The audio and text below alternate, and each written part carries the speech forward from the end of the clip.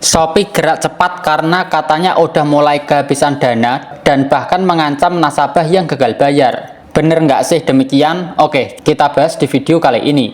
Oke, jadi kalau kamu pernah dengar ancaman aneh-aneh soal telat bayar di aplikasi Shopee, coba tarik nafas dulu dan jangan langsung percaya mentah-mentah. Banyak orang jadi panik karena dapat kabar yang katanya Shopee kehabisan dana, atau ada yang bilang Shopee akan memproses hukum orang yang gagal bayar dan seterusnya gitu. Padahal yang dimaksud itu bukan Shopee sebagai platform e-commerce besar, tapi layanan pinjamannya seperti Shopee Pinjam atau Shopee Paylater gitu. Jadi sejak awal aja narasinya itu udah sering dibikin rancu biar orang ketakutan. Nah, buat kamu yang telat bayar di aplikasi Shopee Paylater atau mungkin Shopee Pinjam, kalau tiba-tiba ada pesan bernada ancaman, coba dipilah dulu isinya. Kalau ancamannya masuk ke ranah perdata, itu masih logis. Namanya juga utang piutang, wajar banget kalau ada penagihan atau bahkan gugatan secara hukum perdata. Tapi kalau ancamannya sudah mengarah ke hukum pidana, penjara, atau kriminalisasi, itu sudah bisa dipastikan nggak masuk akal. Utang pinjol itu bukan tindakan pidana. Jadi kalau ada yang membawa-bawa polisi atau ancaman pidana, besar kemungkinan tujuannya cuma satu, yaitu nakut-nakutin dan juga menekan mental kamu. Jadi intinya jangan langsung termakan omongan orang. Banyak oknum yang sengaja mainin isu hukum biar debitur panik dan buru-buru membayar tanpa mikir.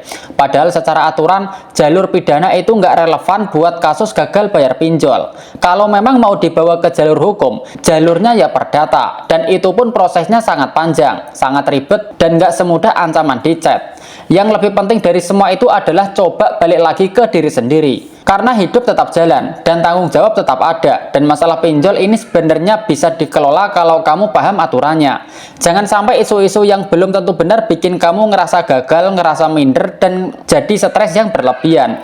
Karena rasa takut yang nggak perlu justru bikin kondisi mental jadi drop dan bikin kita sulit mikir jernih gitu. Kamu bisa memegang satu prinsip yang sederhana, yaitu nggak semua ancaman itu nyata adanya. Banyak yang cuma gertakan, banyak yang cuma menakut-nakuti, dan lain-lain gitu. Karena undang-undangnya itu udah jelas, aturan OJK juga udah ada, dan hak-hak nasabah juga dilindungi gitu. Jadi nggak ada alasan buat kamu hidup dalam ketakutan yang terus-menerus. Cukup tahu batasnya, cukup tahu hak dan kewajiban, lalu lanjutkan hidup seperti biasa. Daripada energi habis buat mikirin ancaman, mending fokus mencari solusi nyata. Cari tambahan penghasilan, atur ulang keuangan, dan pelan-pelan bangun dana buat beresin utang. Nggak harus instan, yang penting ada niat dan juga usaha. Kalau suatu hari sudah ada rezeki lebih, sisihkan sedikit demi sedikit buat nutup kewajiban. Dan yang nggak kalah penting adalah libatkan sisi spiritual. Berdoa, introspeksi, dan juga minta ampun atas kesalahan masa lalu, itu bisa jadi salah satu wasilah turunnya rezeki gitu.